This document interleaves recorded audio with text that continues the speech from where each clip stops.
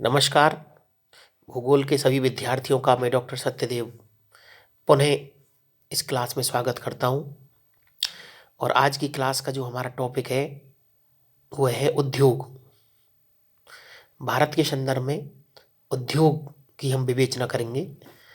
और इसमें सबसे ज़्यादा जो मोस्ट इम्पॉर्टेंट उद्योग है, जो अन्य उद्योगों के लिए एक धुरी का काम करता है, अन्य उद्योगों के लिए एक आधार का स्तंभ का काम करता है, वो लोहा एवं इस्पात उद्योग माना जाता है।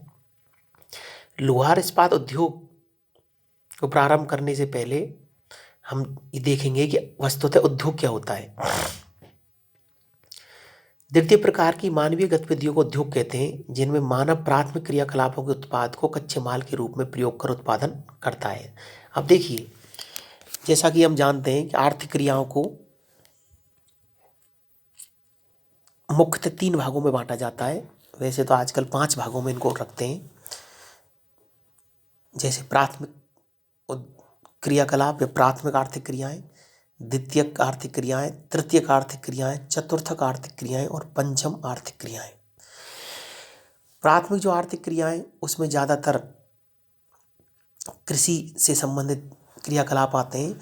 और द्वितीय प्रकार की जो गतिविधियां आर्थिक क्रियाओं में उद्योग जो होता है उसको शामिल करते हैं। वस्तुतः उद्योग का मतलब होता है एक वह संपूर्ण प्रक्रिया जिसमें प्राथमिक क्रियाकलापों से जो कच्चा माल प्राप्त होता है उसका मूल्यवर्धन करके, रूप परिवर्तित करके उसको बदल दिया जाता है, तो उसे उद्योग कहते हैं। उद्योग कई प्रकार के होते हैं, जैसे खनिज आधारित उद्योग, लोहा इस्पात उद्योग खनिज आधारित में आता है, एल्यूमिनियम उद्योग, तांबा उद्योग इत्यादि।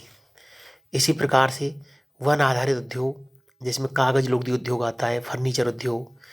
कृषि आधारित उद्योग, इसमें चीनी उद्योग, जूट उद्योग, वस्त्र उद्योग, ये कृषि आधारित उद्योग हैं। रासायनिक उद्योग में उर्वरक उद्योग, दवाई उद्योग इत्यादि। तो इस प्रकार से उद्योगों को कई वर्गों में हम रखते हैं। और यहाँ पर आज की क्लास में हम लोहा इस्पात उद्योग के बारे में विवेचना करेंगे। लोहार इस्पात उद्योग किसी भी अर्थव्यवस्था के लिए, किसी भी राष्ट्र राज्य के लिए एक आधारभूत उद्योग है। जैसा कि हम सभी जानते हैं कि एक छोटी सी सुई से लेकर के आधुनिक मशीनों में काम आने वाले जो कल पुर्जे हैं वो सभी लोहे से बनते हैं। तो लोहा है और इस्पात उद्योग एक महत्वपूर्ण उद्योग है।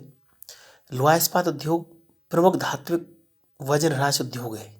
अब देखिए, यहाँ पर एक चीज़ मैं विवेचना करूँगा कि उद्योग भी 2 प्रकार के होते हैं। एक तो ऐसे उद्योग जिसमें शुद्ध पदार्थ का यूज होता है। शुद्ध पदार्थ का मतलब है कि कच्चे माल और तैयार माल का वजन बराबर होता है। जैसे 1 टन अगर हमने कच्चा माल यूज किया तो तैयार माल भी लगभग 1 टन ही प्राप्त होता है। जैसे वस्त्र उद्योग है, ऊनी वस्त्र उद्योग, सूती वस्त्र उद्योग, इसमें शुद्ध पदार्थ का यूज होता है।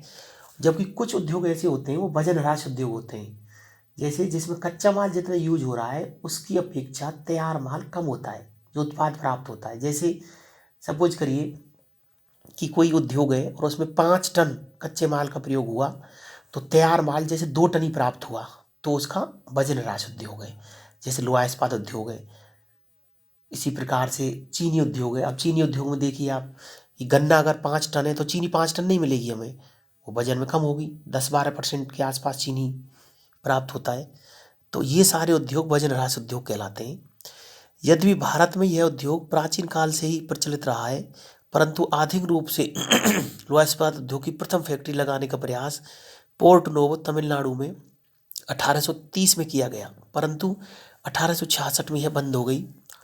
पुनः 1874 में पश्चिम बंगाल के कुल्टी में बंगाल आयरन वर्क्स की स्थापना की हुई और यही उद्योग कालांतर में हीरापुर, वर्णपुर और कुल्टी में परिवर्तित हो गया था।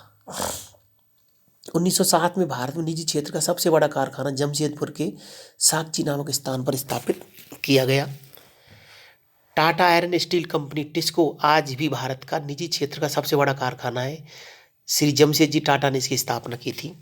पुणे 1908 में पश्चिम बंगाल के आसनसोल के पास हीरापुर में Indian iron and steel company इसको की स्थापना की गई। कर्नाटक के शिमोगा जिले में विश्वेश्वरैया भद्रावती कारखाने की स्थापना 1923 में हुई। स्वतंत्रता के बाद द्वितीय पंचवर्षीय योजना में औद्योगिकरण को प्राथमिकता दी गई। द्वितीय पंचवर्षीय योजना में लोहा इस्पात के निर्माण पर विशेष बल दिया गया। इस योजना में निम्न 3 फैक्ट्रियों की स्थापना हुई। जैसे नंबर 1 राउरकेला इस्पात संयंत्र उड़ीसा जर्मनी के सहयोग से, भिलाई इस्पात कारखाना छत्तीसगढ़ सोवियत संघ रूस के सहयोग से, और दुर्गापुर पश्चिम बंगाल में ये ब्रिटेन के सहयोग से स्थापित हुए। 1964 में बोकारो इस्पात संयंत्र की स्थापना पूर्व सोवियत संघ रूस के सहयोग से हुई। अन्य प्रमुख संयंत्रों की अगर हम बात करें तो दैत्री इस्पात संयंत्र उड़ीसा में पारादीप के निकट, डालवी संयंत्र महाराष्ट्र में रत्नागिरी जिले में स्थित, विजयनगर संयंत्र कर्नाटक में, सलेम इस्पात संयंत्र तमिलनाडु में, विशाखापट्टनम में आंध्र प्रदेश में है विशाखापट्टनम इस्पात संयंत्र, तटीय इस्पात संयंत्र है। दक्षिणी कोरिया की इस्पात कंपनी पोस्को ने उड़ीसा राज्य में इस्पात का एक बड़ा संयंत्र स्थापित कर रही है, लेकिन यह योजना पर्यावरणीय विवादों के कारण विवादास्पद हो गई है। भारतीय लोहा इस्पात कंपनी इसको पश्चिम बंगाल में हीरापुर में स्थापित की गई। इसके अधीन निम्न प्लांट आते हैं: हीरापुर, वर्णपुर और Kulti. Mysore iron and steel company 1923 में मैसूर राज्य के भद्रावती नामक स्थान पर स्थापित की गई। वर्तमान में ही इसे विश्वेश्वरैया आयरन स्टील कंपनी के नाम से जाना जाता है। कोयला क्षेत्र में अवस्थित लोहा इस्पात की फैक्ट्रियां जैसे बोकारो, हीरापुर, वर्णपुर, कुल्टी, भद्रावती, भिलाई इत्यादि। लोहा अयस्क क्षेत्र में उपस्थित फैक्ट्रियां राउरकेला इस्पात factory, Visakhapatnam iron and steel company, Tata इस्पात कंपनी, जमशेदपुर इस्पात कंपनी का स्थानीयकरण बेवर के त्रिभुज विधि के आधार पर हुआ है। इसके अलावा बोकारो संयंत्र काफ़ी हद तक स्थानीय त्रिभुज विधि के आधार पर स्थापित हुआ है। यहाँ पे कुछ प्रश्न दे रखे हैं, जैसे लोहा इस्पात उद्योग के लिए भारत कोयले का आयात करता है, ये कथन है। कोयले की दृष्टि से भारत एक निर्धन राष्ट्र है। इसमें कथन सही है और कारण गलत है। देखिए, कारण गलत इस वजह से कह सकते हैं कि कोयला की दृष्टि से निर्धन नहीं है, कोयला में समृद्ध है, लेकिन कुछ अच्छी क्वालिटी का कोयला आयात करता है भारत। इस्पात उद्योग के स्थानीयकरण में कोयला अति महत्वपूर्ण स्थान रखता है। लोहा इस्पात उद्योग में मैग्नीज का उपयोग कच्चे माल के रूप में होता है। दोनों कथन सही है पर व्याख्या नहीं है। निम्नांकित संयंत्रों को कालक्रमानुसार जमाइए। अब देखिए, यहाँ पे सबसे पहले 1923 भद्रावती आएगा, फिर नंबर 2 दुर्गापुर, फिर नंबर 1 बोकारो, और फिर लास्ट में आपके डालवी जो महाराष्ट्र में है। प्रमुख स्थानीयकरण इस्पात संयंत्रों का स्थानीयकरण। नंबर 1 है टाटा जमशेदपुर 1907। लोहा अयस्क की प्राप्ति गुरु महिसानी तथा सुलेपत खानों से प्राप्त होता है। कोयला प्राप्ति झरिया खान झारखंड से। जल प्राप्ति स्वर्णरेखा नदी से। स्थानीयकरण मतलब होता है कि ये जो उद्योग इस जगह पर प्रसिद्ध हुआ है, पॉपुलर हुआ है, इसको कौन कौन सी चीज़ों ने यहाँ पर स्थानीयकरण में भूमिका निभाई है। टाटा संयंत्र स्वर्णरेखा तथा खोरकोई नदियों के संगम पर स्थापित है।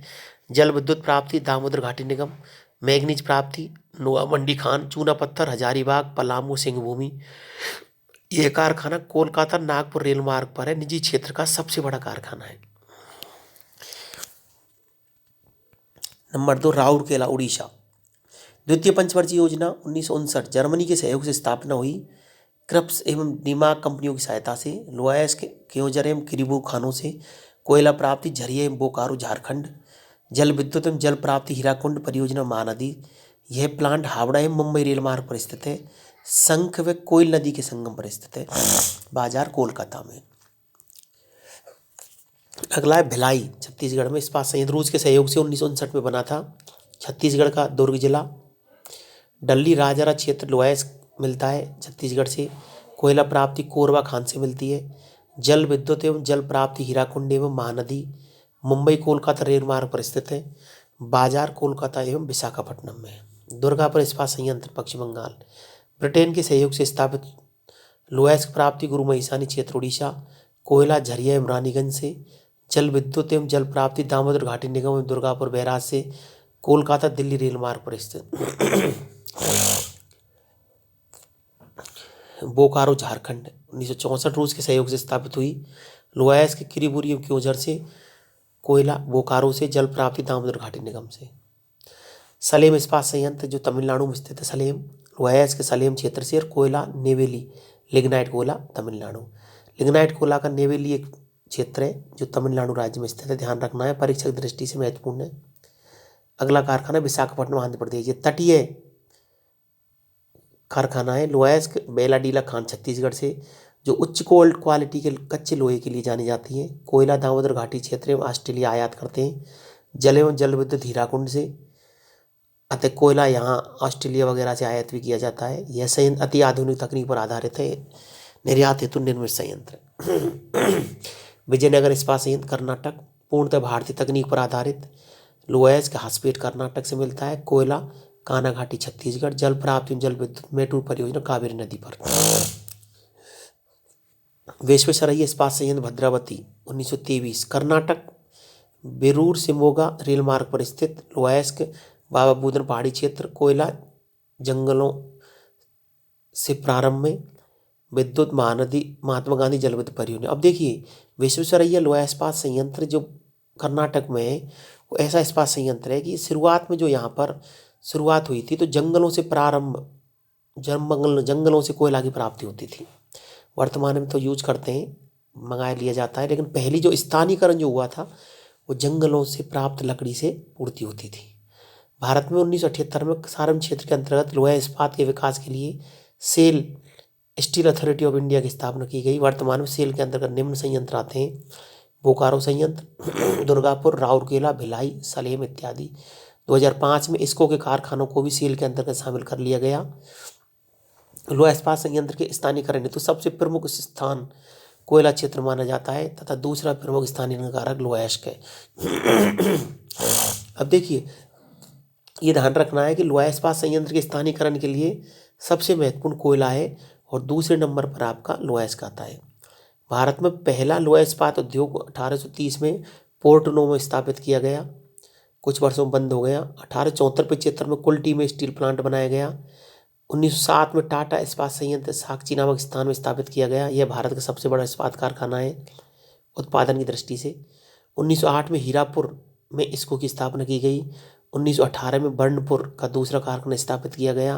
1923 में भद्रावती में इस्पात संयंत्र स्थापित किया गया। आगे चलकर कुल्टी में हीरापुर के कारखानों को 1936 में मिला दिया गया और 1996 में मिला दिया गया और 1997 में बर्नपुर के कारखानों में स्टील अथॉरिटी बंगाल की स्थापना की गई। 1958 में कुल्टी, हीरापुर और बर्नपुर तीनों को इसको के अंतर्गत शामिल किया गया। 1978 में सारण क्षेत्र के अंदर सेल की स्थापना की गई। 1905 में इसको को सेल में ही मिला दिया गया। विश्व की सर्वाधिक इस्पात निर्माता company Arcelor Mittal, Nippon steel works Japan का मूल स्थानीय नाम, और पोस्को स्टील वर्क दक्षिण कोरिया। तो इस तरीके से ये आपका महत्वपूर्ण जो टॉपिक है उद्योग से संबंधित लोहा इस्पात उद्योग परीक्षाओं की दृष्टि से, प्रतियोगिता परीक्षाओं की दृष्टि से महत्वपूर्ण है। इसके वितरण को देखें और सबसे ज़्यादा महत्वपूर्ण है कौन सा कारखाना किस राज्य में, ये ध्यान रखें। अब कुछ प्रश्न लिखा रहा हूँ मैं, लिखिए। नंबर 1 ऑब्जेक्टिव प्रश्न है, निम्न में से कौन सा ऐसा इस्पात संयंत्र है जिसके प्रारंभिक स्थानीयकरण में स्थानीय जंगलों से कोयले की प्राप्ति की जाती थी। निम्न में से कौन सा ऐसा इस्पात संयंत्र है जिसके प्रारंभिक स्थानीयकरण में जंगलों से प्राप्त लकड़ी से कोयले की प्राप्ति की जाती थी। ऑप्शन ए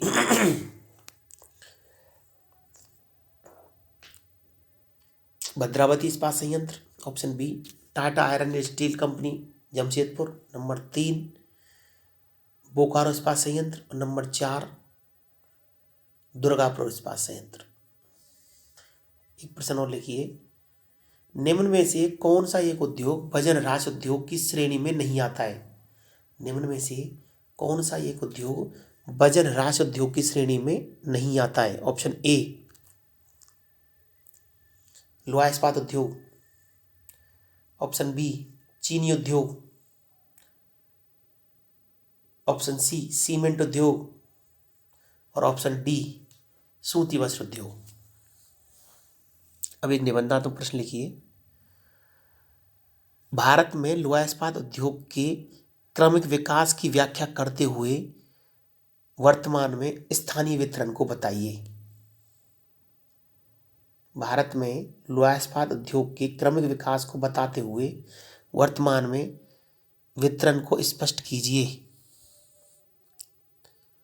तो आप इनको इस वर्क दिया है आपको, इसको करें, अपने रजिस्टर में करें, और जब हम ऑफलाइन क्लास लेंगे तो उस समय आप चेक करेंगे, कोई समस्या हो तो पूछ सकते हैं।